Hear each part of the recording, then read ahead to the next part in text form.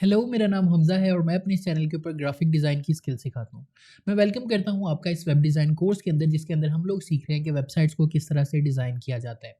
Previous class के अंदर हम लोगों ने देखा कि वायरफ्रेम्स क्या होते हैं और उनको किस तरह से स्केच किया जाता है, और आज उसका एक स्टेप फॉरवर्ड हम कुछ प्रैक्टिकली परफॉर्म करने जा रहे हैं आज की इस क्लास के अंदर।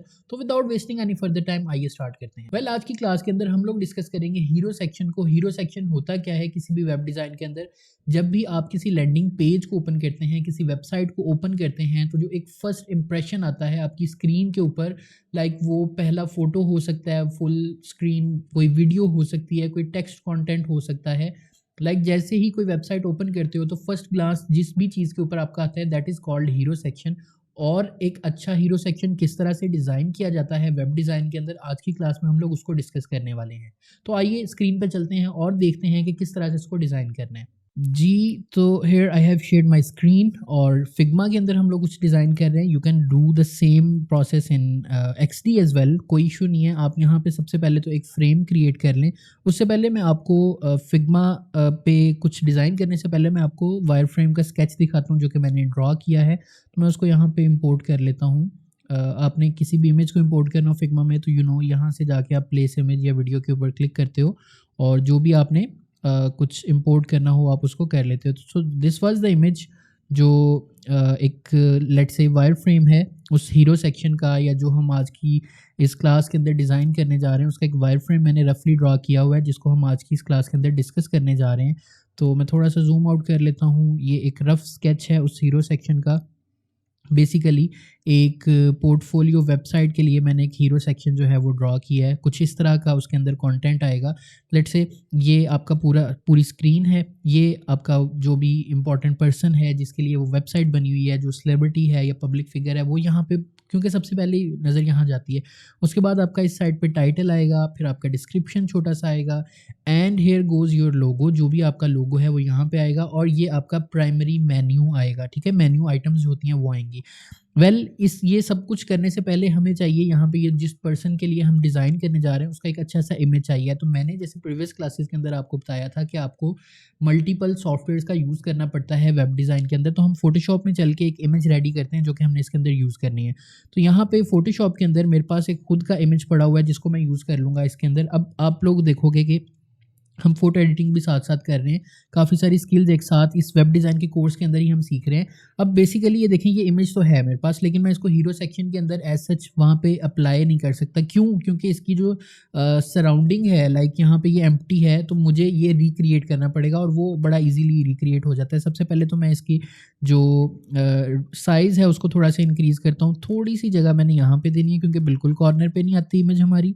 और बाकी रेस्ट जो है वो मैं यहाँ पे स्पेस दूँगा, समथिंग अराउंड हियर। ठीक है, ये ठीक है।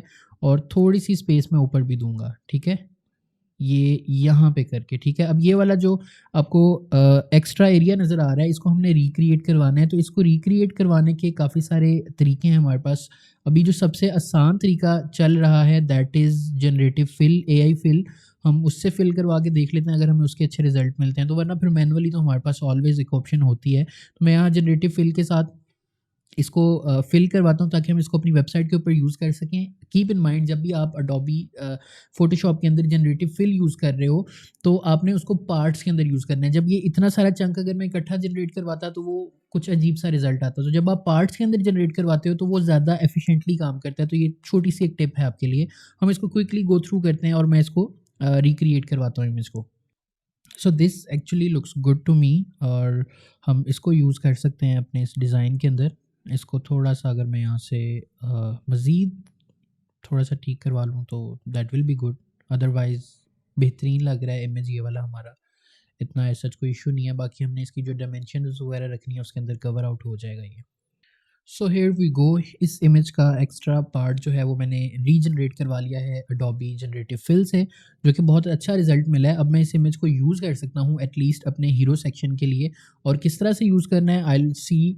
इसको हम सेव कर लेते हैं सबसे पहले तो, क्योंकि यहाँ से आप कॉपी करके पेस्ट नहीं कर सकते। हाँ, अगर आप अडोबी के अंदर रहते हो, लाइक एक्सडी के अंदर कर रहे होते तो वहाँ पे एक ऑप्शन थी, लेकिन यहाँ पे हमें थोड़ा सा इस चीज़ का ख्याल रखना पड़ता है। हीरो सेक्शन के नाम से हम इस इमेज को सेव कर लेते हैं और क्विकली जाते हैं हम फिग्मा में, वहाँ पे जाके इस इमेज को प्लेस करते हैं और अपने वेब डिज़ाइन के हीरो सेक्शन के अंदर इसको यूज़ करते हैं। ठीक है, यहाँ पे वायर फ्रेम जो है वो ऑलरेडी डिसाइडेड है, मैंने आपको दिखा दिया ऑलरेडी कि यहाँ पे ये जो पर्सन आएगा उसके बाद टाइटल आएगा। इतना कोई लंबा चौड़ा काम नहीं है, बहुत ईजी काम है हीरो सेक्शंस को डिज़ाइन करना। तो हम थोड़ा सा जूम आउट कर लेते हैं और हम चलते हैं अपने एक न्यू फ्रेम के ऊपर जो हमने डेस्कटॉप के लिए डिज़ाइन किया था। ठीक है, यूजुअली 1920 बाय 1080 होता है, तो आप इसको देख लें। अगर ये जो आपके पास डेस्कटॉप का एक फ्रेम पड़ा हुआ है ये 1920 बाय 1080 है तो दैट्स फाइन। अभी ये 1440 बाय ये 1024 है, मैं इसको 1920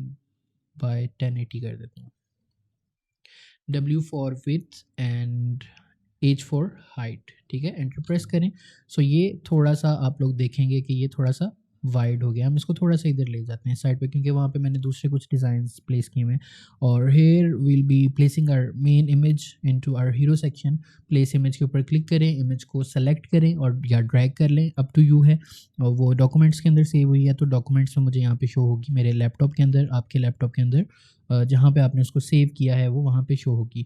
सो I am gonna place the image here जिसको हम यूज़ करने वाले हैं। ये इमेज का साइज़ काफ़ी बड़ा है तो हमें इसको थोड़ा सा रीसाइज़ करना पड़ेगा और इसको शिफ्ट करना पड़ेगा अकॉर्डिंग टू आवर डिज़ाइन। ठीक है, मैंने इस इमेज को सेलेक्ट कर लूँगा मैं डबल क्लिक करके और let's resize the image hair.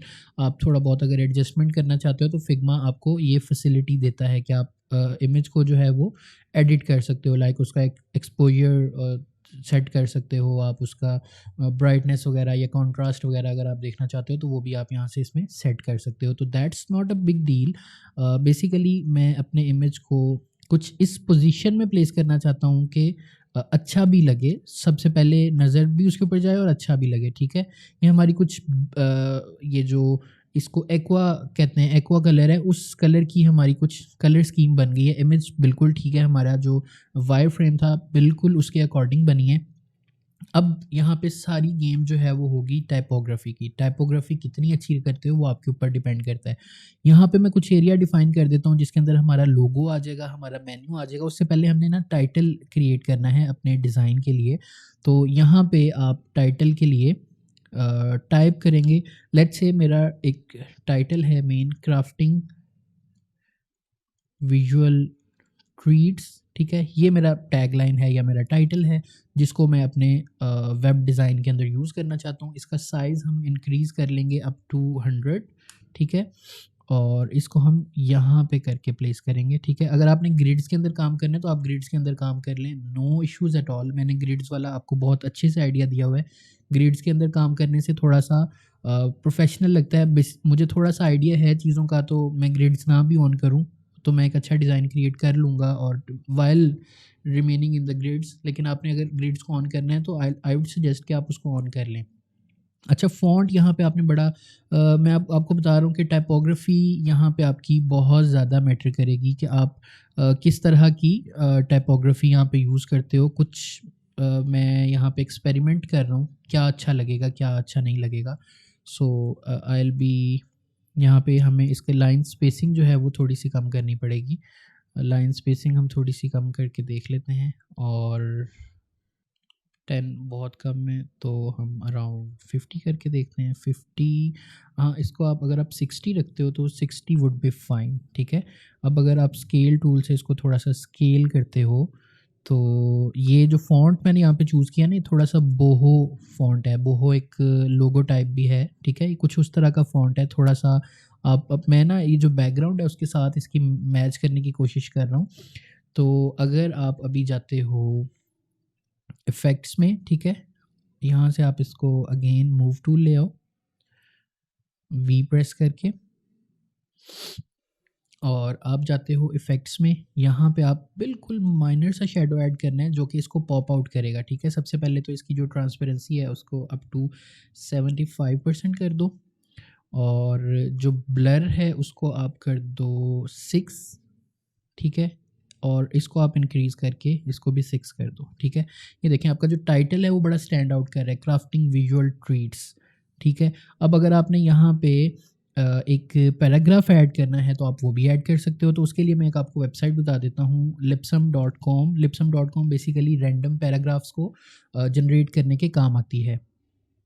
लिप्सम से हम 5 पैराग्राफ्स जो है वो जनरेट करवा लेते हैं, जिसमें से will be using only this. ठीक है, ये रैंडम टेक्स्ट हम यूज़ करेंगे in our web design. Type tool select कर लें और यहाँ पे एक एरिया ड्रा करके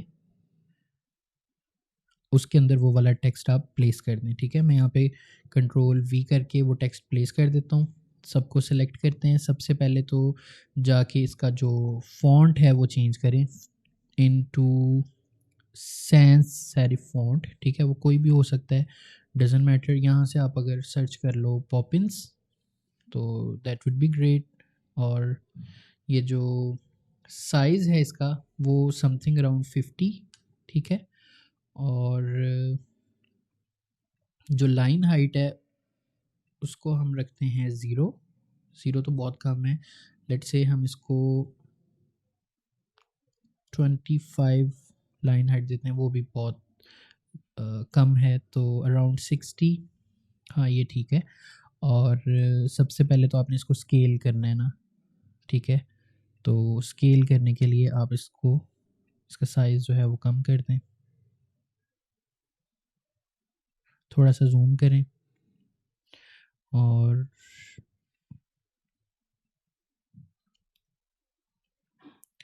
अगेन आप मूव टूल में आए। मूव टूल के थ्रू ये जो टेक्स्ट बॉक्स है इसको आप ना इस तरह से इंक्रीज कर दें। इन दोनों को सेलेक्ट करें, थोड़ा सा ऊपर ले आएं, यहाँ पे। ठीक है, और ये जो टेक्स्ट है इसमें से इस वाले टेक्स्ट को भी हटा दें चाहे, इतना ज़्यादा ज़रूरी नहीं है क्योंकि यहाँ पे अभी हमने अपना सी टी ए ऐड करना है। C T A stands for call to action. तो उसके लिए मैं ये जो टेक्स्ट है, एक्स्ट्रा टेक्स्ट, उसको हटा रहा हूँ। एक्स्ट्रा जो टेक्स्ट था हमारा उसको तो मैंने हटा दिया है और इसको समथिंग अराउंड हेयर। अब हमारे जो कुछ मेन एलिमेंट्स रहते हैं, फॉर एग्जांपल मेन्यू रहता है हमारा, हमारा लोगो रहता है, हमारा सी टी ए रहता है। तो for logo design let me quickly draft a लोगो।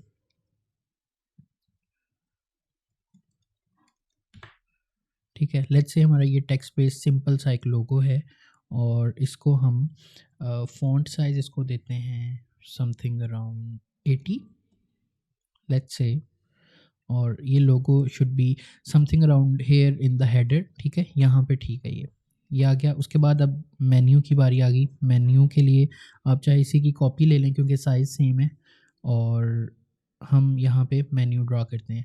तो मेन्यू के लिए लेट्स से मेन्यू के अंदर क्या क्या ऑप्शंस आ सकती हैं। एक होम, इनका आप फ़ॉन्ट चेंज कर दें टू पॉपिंस। वैसे ऐसे भी अच्छा लग रहा है अगर आप चेंज करना चाहें तो, क्योंकि लोगो का सेम है तो कभी भी लोगो का फ़ॉन्ट और वो आपस में फिर मिक्स हो जाते हैं, इतना एक अच्छा इंप्रेशन नहीं आता उनका।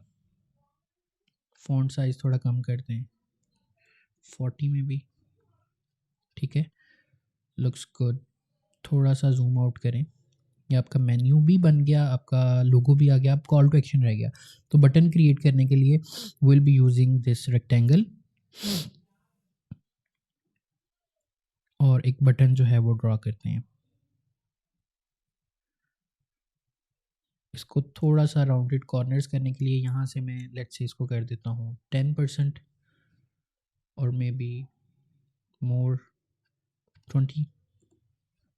ये आपने डिसाइड करना होता है, फिर आपने उसको लेके चलना होता है through out your web design. आपने उस चीज़ को फॉलो करना होता है। ऐसा नहीं हो सकता कि किसी बटन की जो राउंडनेस है वो आप बहुत कम कर दो, किसी बटन की राउंडनेस आप बहुत ज़्यादा कर दो। अच्छा, अब इसका कलर हमने डिसाइड करना है। इसका कलर बहुत ज़्यादा यहाँ पे मैटर करेगा कि आप क्या कलर चूज़ कर रहे हो। या तो आप बिल्कुल कंट्रास्ट में कोई कलर चूज़ कर दो या कुछ भी, जो भी चूज़ करो वो स्टैंड आउट करना चाहिए है। तो स्टैंड आउट करवाने के लिए ये थोड़ा सा आउट ऑफ द बॉक्स लग रहा है लेकिन अजीब लगेगा तो मैं वो नहीं चूज़ करने वाला।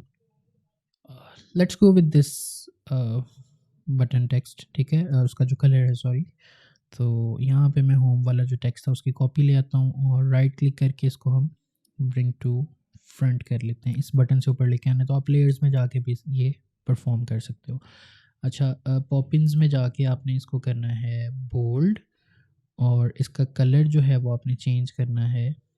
जो इसका फिल कलर है, वो फिल कलर चेंज करने के लिए आपने यहाँ फिल में जाना है और टेक्स्ट का कलर समथिंग अराउंड हेयर, और गेट कोट, ठीक है, गेट अ कोटेशन, और वो आपने उसका बटन यहाँ पे लगा दिया, मतलब पता चल रहा है कि इसके ऊपर क्लिक करने से कोटेशंस वाले पेज के ऊपर ले जाएंगे। अब इफेक्ट्स में जाना है और मैंने इसको देना है बटन को shadow to make it a little pop. इसकी जो ट्रांसपेरेंसी है इसको आप 50% कर दें, ब्लर को आप 7% कर दें, और इसको भी आप 6% समथिंग, और जो ट्रांसपेरेंसी है वो कर दें आप 35। Looks good. सो हमारा हीरो सेक्शन जो है वो तैयार हो चुका है जी। तो आज की इस क्लास के अंदर हम लोगों ने देखा कि एक वेबसाइट के लिए हीरो सेक्शन किस तरह से डिज़ाइन किया जाता है, उसका क्या प्रोसेस होता है और उसके लिए कौन कौन सी चीज़ों की ज़रूरत होती है। अगर आपको इस क्लास के अंदर कोई भी चीज़ नहीं समझ आई तो you can ask me in the comment section. अगर आपकी कोई सजेशन या फीडबैक है तो वो भी आप कमेंट सेक्शन में बता सकते हो। I will be seeing you in the next video. तब तक के लिए अल्लाह हाफिज़।